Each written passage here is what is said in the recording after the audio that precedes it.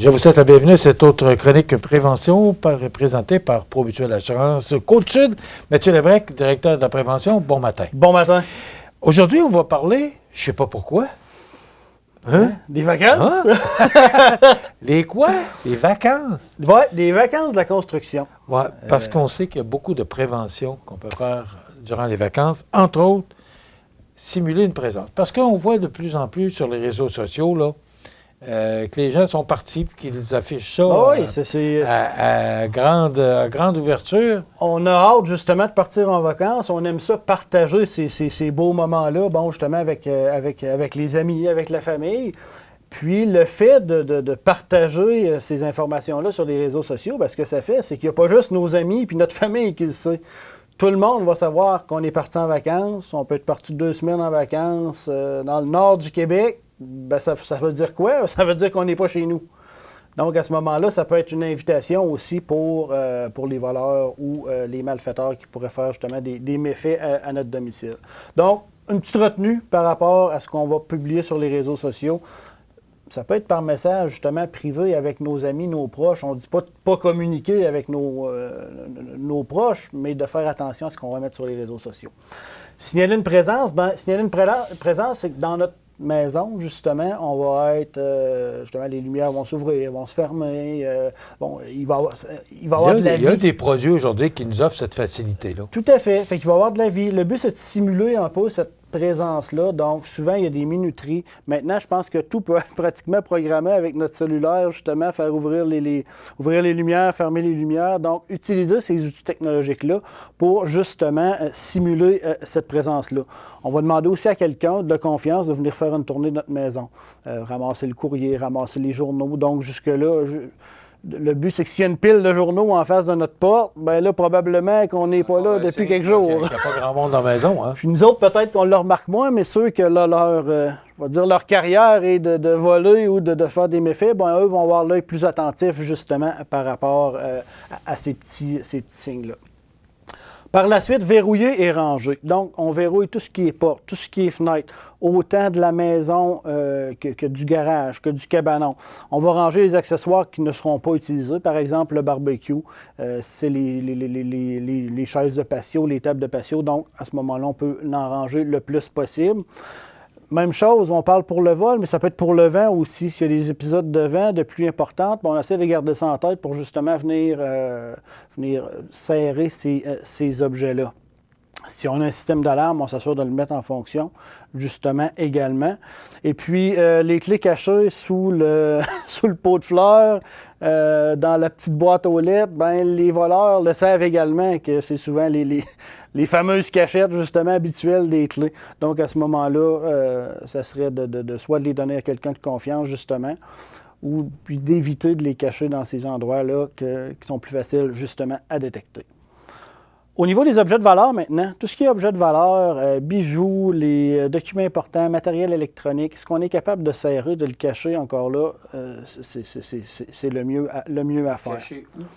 Le cacher où, ça peut être... Si tu as un coffre-fort dans la maison, ben, les voleurs vont voir le coffre-fort. C'est que, tout à fait. Par exemple, ce coffre-fort-là peut être dissimulé dans un garde-robe, peut être dissimulé à quelques endroits. Par exemple, ces documents importants-là, ces bijoux-là, plutôt de les laisser, par exemple, dans le coffre à bijoux sur le... par exemple, sur le comptoir, sur le meuble, ça serait peut-être de les dissimuler, justement, ce qui a le plus de valeur dans notre coffre-fort, justement, qui peut, lui, être caché dans la maison.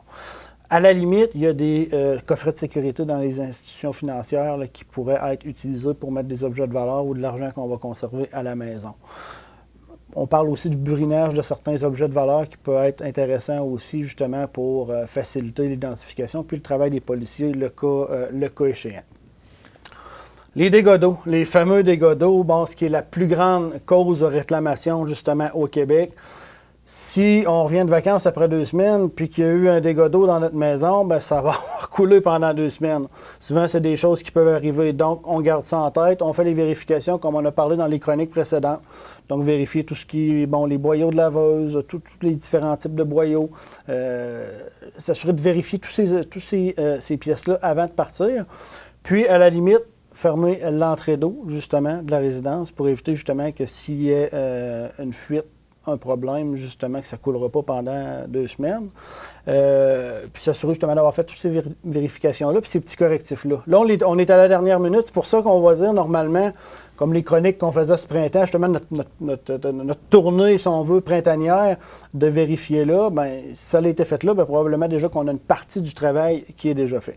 Donc, s'assurer justement que ces items-là, concernant les dégâts d'eau, soient bien... C'est ça, mais les dégâts d'eau, c'est qu'il faut penser à fermer l'eau avant de partir. Il faut penser à fermer l'eau avant de partir. Une journée, c'est pas grave, mais si on part quelques jours, la priorité, l'importance de fermer l'eau. Il y a une petite valve là, c'est une petite valve? Qui est située tout près du réservoir à eau chaude, là, normalement. Avant de partir, bien, si vous partez plus d'une journée, si vous revenez le soir, il n'y a pas de problème. Mais si vous partez 2-3 jours, une petite valve là, qui est l'entrée de la ville. Bon, oui, l'entrée d'eau de la ville. Souvent, vraiment bloquer l'entrée d'eau dans la maison. L'entrée d'eau. Parce que souvent, ce qu'on va voir, c'est souvent quand on n'est pas à la maison que ça va survenir, ces dégâts d'eau-là. Fait que plus la période est longue, plus ça va couler longtemps. En même temps, le fait d'aller fermer notre entrée d'eau, ça va nous... Parce que des fois, les gens ne savent pas où est située l'entrée d'eau parce qu'ils n'ont pas justement pris l'habitude d'aller la vérifier, ne savent pas où elle est localisée. Donc, ça va nous donner la chance de savoir où elle est pour justement, si on est à la maison et il y a un problème, on va savoir elle est où aussi. Pour ne pas arriver, bien là, il y a un problème, mais qu'est-ce que je fais? L'entrée d'eau, je ne sais pas où qu'elle est. Donc, c'est un petit... Puis souvent, ça va être, par exemple, les 2 conjoints là, qui sont là. Des fois, un va le savoir, l'autre ne le sait pas trop. Fait que s'assurer vraiment que tout le monde le sache. Même les enfants, je vous dirais, c'est une valve qui est à fermer. Là. Fait que, bref, si ça coule, on la ferme. Ou avant de partir en vacances, justement, on va la fermer pour éviter les dégâts d'eau. La semaine passée, moi, je suis parti vendredi matin. Je suis revenu dimanche soir. Je l'ai fermé. Tout à fait. C'est un geste simple qui peut éviter bien des problèmes. Moi, j'ai peur de ça. Puis en plus, tu pensais, le dégât d'eau, tu es parti même 2 jours. S'il y a une fuite d'eau d'un tuyau, et ça peut arriver même des maisons neuves, là. Oui. Alors, tu pensais le dégât? Ça fait des dégâts. Ça fait des piscines intérieures. Oui, de l'eau, là, c'est effrayant comment ça peut faire beaucoup de dégâts. Tout à fait. Tout à fait. Voilà. Maintenant, les risques aussi. Oui, il y a les risques de crime. On part en vacances, justement, qu'on va être ailleurs. Ça peut être, encore là, dans un chalet qu'on va louer, si on peut être en roulotte. Donc, connaître les risques peut-être liés aux endroits où est-ce qu'on va visiter. Est-ce que, on parle de vols d'introduction par effraction, cambriolage, les vols de véhicules. On sait, par exemple, que dans certaines régions, de Montréal, par exemple, il y a beaucoup de vols de véhicules. Il y a certains véhicules qui vont être ciblés. Donc, à ce moment-là, est-ce qu'on devrait user de davantage de prudence à ce moment-là, tout dépendant des lieux qu'on va visiter. Souvent, ce qu'on va parler, c'est du vol d'introduction par effraction. C'est pas dans les chalets, par exemple. Si on va en vacances, on a un chalet, il peut rentrer quand même un voleur, justement. Donc, s'assurer même en vacances de garder ces bons comportements-là, de bien verrouiller, s'assurer que notre véhicule, justement, soit stationné dans un environnement, justement, qui va être bien éclairé, que les portes soient verrouillées, que les fenêtres soient levées. Donc, les bons comportements qu'on a à la maison, on les conserve en vacances quand même, justement pour éviter des soucis. Un autre petit point que je voulais parler en terminant, la fatigue au volant. On le sait, les gens vont prendre la route là, incessamment dans les prochaines heures. Peut-être qu'il y en a que c'est déjà fait ou peut-être qu'il y en a que ça va aller au lundi suivant. Beaucoup de gens sur la route. Les gens, si on tombe en vacances, les gens peuvent être déjà fatigués, avoir accumulé une certaine fatigue. La fatigue au volant, c'est une des principales causes de décès au Québec.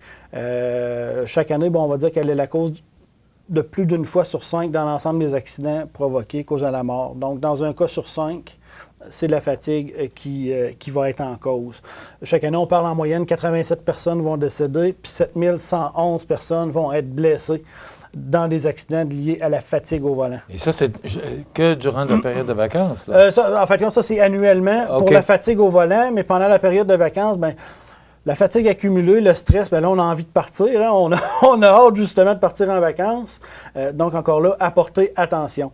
De 2018 à 2022, la fatigue a été en cause dans 24 des accidents mortels, puis 24 des accidents ayant causé des blessures ou un décès. Donc, à ce moment-là, c'est très important. Les effets de la fatigue au volant, ça va augmenter le temps de réaction, diminuer la concentration, fausser notre jugement. On va avoir des trous de mémoire. Par exemple, on va rouler, on va dire comment ça, je suis déjà rendu. Je suis déjà rendu là, moi, là. Tu sais, je n'ai perdu un bout, là. Donc, ça va réduire notre champ de vision, puis ça va augmenter les risques de somnolence et d'endormissement. La solution, c'est de prendre des pauses, s'assurer d'être bien reposé justement avant de partir, confier la conduite du véhicule, par exemple, à notre copilote, j'ai envie de dire, justement, pour s'assurer de faire un voyage sécuritaire. Voilà. Bonnes vacances. Merci, bonnes vacances. Bonnes vacances à vous. Et on s'arrête ça complète notre chronique pour aujourd'hui, présentée par Promutuelle Assurance Côte-Sud. Mathieu Labrec, on se retrouve le 9 août. Merci. Merci, bonnes vacances.